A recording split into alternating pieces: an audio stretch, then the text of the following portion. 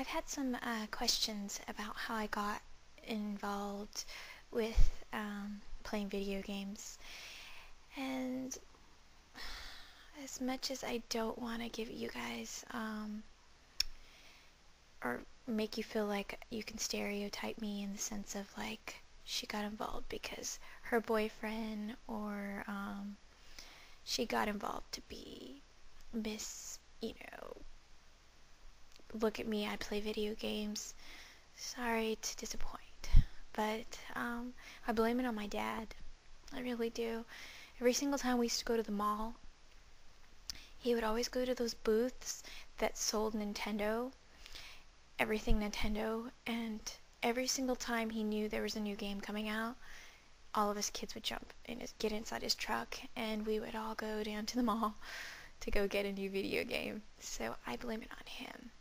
And FPS wise, I blame it on him too. I mean, he used to play Logan's Run. He loved that little Nintendo, the little trigger thing.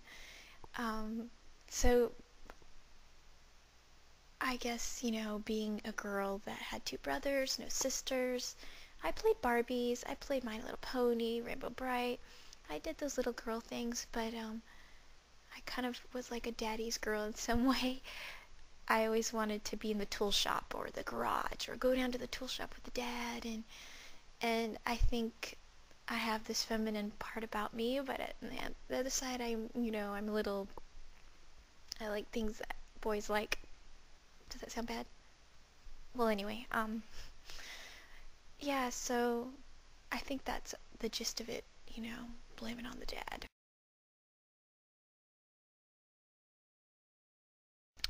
It happened one evening when I was in high school and I came home from work, and I was working at a grocery store. So I remember being really stressed that day, and I was taking off my boots, and my little brother, my younger brother, kept saying, "Jody, Jody, play the game, play the game." And I said, "No, I had a bad day." And he said, "Jody, Jody, come play this game, it's really fun. It's kind of like Sim Farm, and you always play Sim Farm." And I said, "No, leave me alone." And little kids and older sisters, you know how that goes. So I was like, "Leave me alone." And my brother just kept saying it. And so finally I was like, I could just play it 2 minutes just to shut him up, That's what I thought. So the gist of it was, I got on there and I started playing, and I started building this base, and he showed me how to make these these power plants, and just the typical bring your tanks over here and shoot these buildings and kill them, and look at these infantry, and I liked it. I liked it a lot. And then he started playing on M-Player, and that's kind of the foundation of me playing. And I have so many stories, like, just for the CNC era of my time. Like, I'll tell you sometime, believe me. I have so many stories, but it kind of went from, because if I tell you now, this whole video blog is just gonna go, it's just gonna be, anyway, don't let me start. But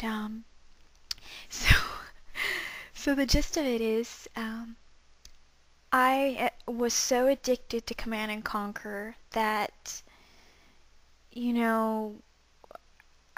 when people started playing Quake for money, because they thought, hey, Thresh won a Ferrari, and they were all my Command and Conquer friends, and they were like, we're quitting Command and Conquer, and we're gonna play Quake. And I was like, what's this Quake? What are you guys talking about? Who cares? It's not Command and Conquer. And they were like, come on, Callie. And I was like, because my alias was California Girl on there, and they were like, come on, Callie. And I said, no.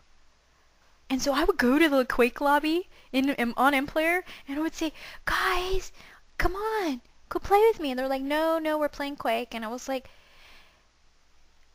I couldn't believe it. Like, my heart was broken. Like, I was so addicted that when I visited Westwood Studios and I got this, Can you see it? I went ballistic. Like, to this day, I could have just looked at them and rub them. Not every day, okay? Every time I go through my keepsakes, I kind of notice them and fond memories appear. So, the gist of it is, Command & Conquer was the foundation of my internet online playing, and then obviously, you know, when you get to the Quake community, that was when I started getting known as CaliGirl and started doing fan sites and, you know, updating news at web fan sites, and I got a online freelance job with JediKnight.net and Lucas Games and Games Mania and, you know, Quake 3 World.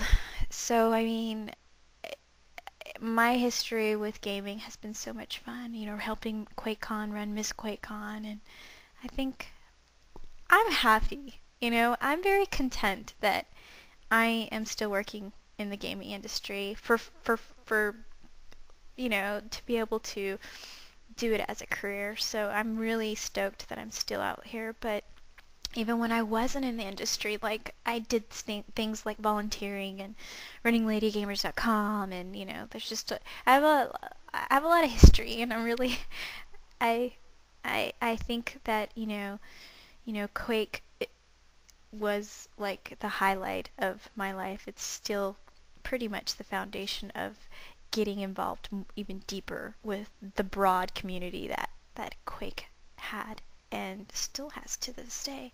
So, yes, I could be pretty hardcore if anybody says anything negative about Quake 1, but I mean, I might think you're weird for not liking it, but I mean, I won't be mean to you. I'll just say, gosh.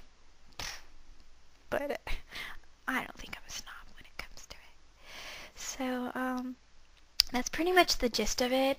You know, I could go into detail like I told you, because I have too many stories. So,